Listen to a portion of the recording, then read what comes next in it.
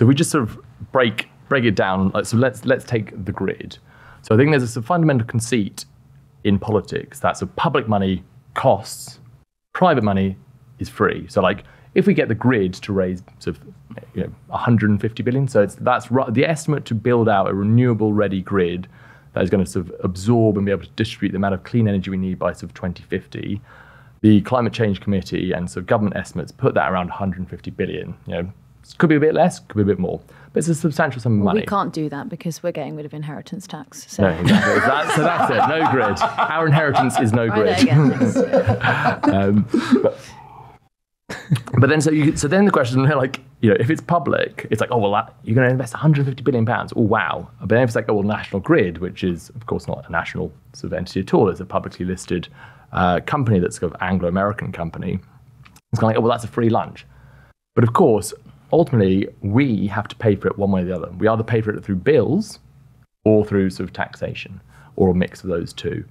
And in the public route, essentially what you're saying is we as a society, we need to build a clean energy grid by 2050. It costs about 150 billion. We are going to either borrow to invest or pay that through sort of general taxation or sort of bills. But the key thing is, if you're the state, you can borrow at a much lower cost than if you're a private company. You're just more creditworthy if you're the Treasury rather than just like some PLC that kind of vibrates in the market. So there's that. And you also then don't have to pay dividends. So National Grid over the last sort of 5 years or so paid around sort of £10 billion worth of dividends. Now, if that was in public ownership, that just goes straight back into building out the grid. You sort of remove the dividends and the distribution shareholders, and you have that lower cost of borrowing. You put those things together, the basic cost of capital is actually much lower in public ownership. So, and when you sort of, if you say like we've got to invest 150 billion, that lower cost of capital in the sort of public sector versus the private sector for big infrastructure projects is significant. And that cost gap doesn't just disappear if it's in private hands. It means we will face higher bills as a result. We'll face higher charges, higher bills, higher sort of surcharges. So in some ways, it's actually more fiscally sort of like, it saves more money for the public as a whole if it's done by the public. And of course, if the public does it, at the end of this, it has the grid in public hands. And we can then sort of say, okay, we want this to generate income each year for the Treasury, which can be distributed to abolish things like the 2-child limit. Or we can say, we're just going to run it cost neutral. So we have that flexibility if it's in public hands. Whereas if this asset is built out via private owners, it will be used for one thing only, which is to maximize profits. The second thing, which will people point to say, well, okay, but to nationalize it itself will cost money.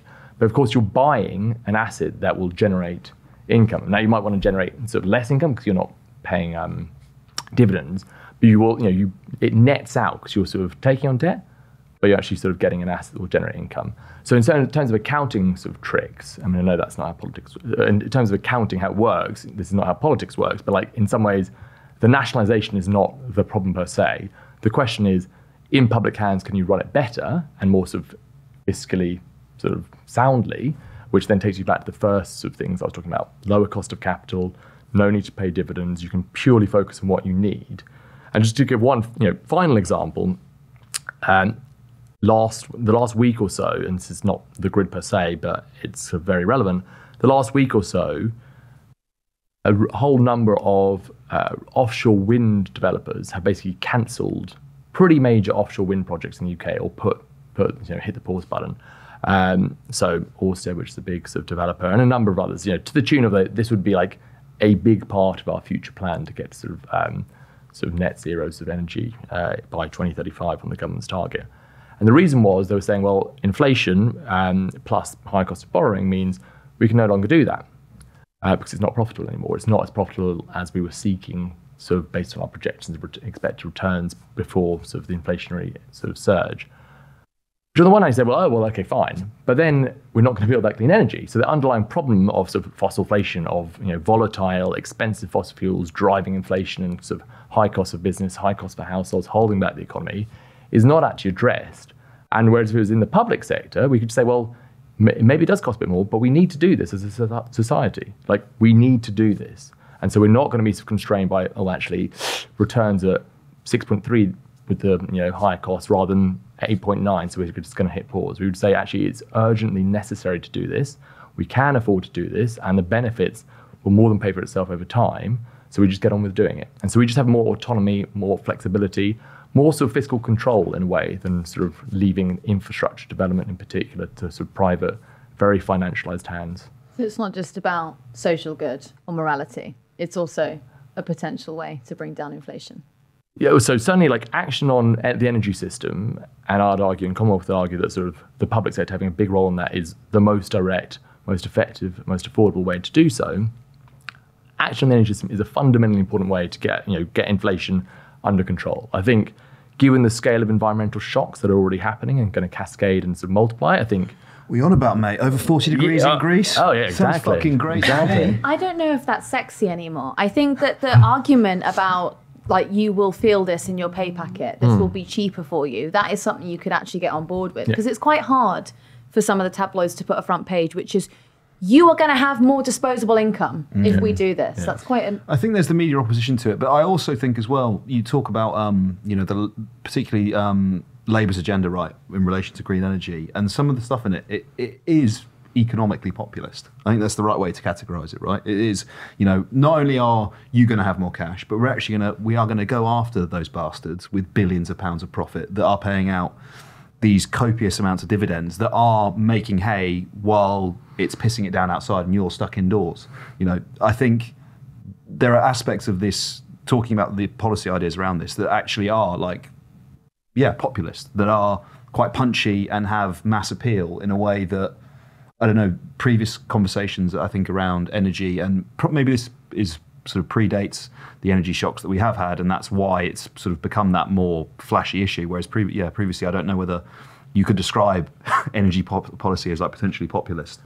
No, but I think, it speaks, and both your points really, about like you need a material basis for a coalition. You need to be able to say, like, you guys will have more purchasing power, then you'll have more money in your pockets. You'll feel less insecure. You'll be able to do more things. You'll be able to go out more. Sort of like there's no guarantee I will feel less insecure. Well, exactly.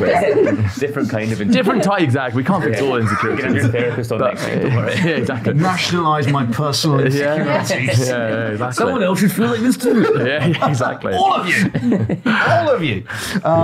Ed, what do you reckon? Are we buying it? Or do we prefer Greece at 45 degrees and wildfires across Europe? Yeah, I don't know. I think Ava's point about making it clear this will affect you materially and like improve your actual lifestyle is, unfortunately, it's quite like a damning indictment of human empathy. Do you remember during COP26, or one of the COPs, when that man who was a minister in one of the small island nations in the Pacific, he gave a speech standing in the sea that had already risen. Mm-hmm. And he was like, my island is disappearing.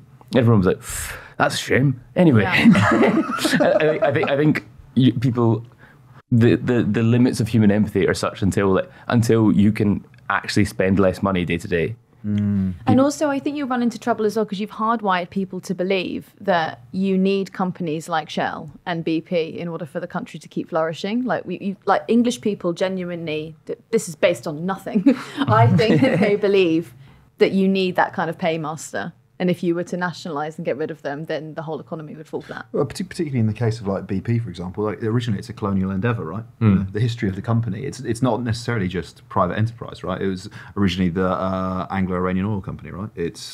And then unfortunately because of a small coup in relation to Mossadegh, they're like, no, maybe we need to rebrand. We need to rebrand the company. British Petroleum, fantastic. It's not the Shah's oil. Are you saying it's foreign oil? Is that what it is? Are you trying to? And as such, we should deport it back to Rwanda. Yeah. No. Back to Rwanda. No. We should when it tries to enter Britain. Sorry, we should deport it to Rwanda, which is not where it came from. And then it can reapply. Yeah. Exactly. Yeah.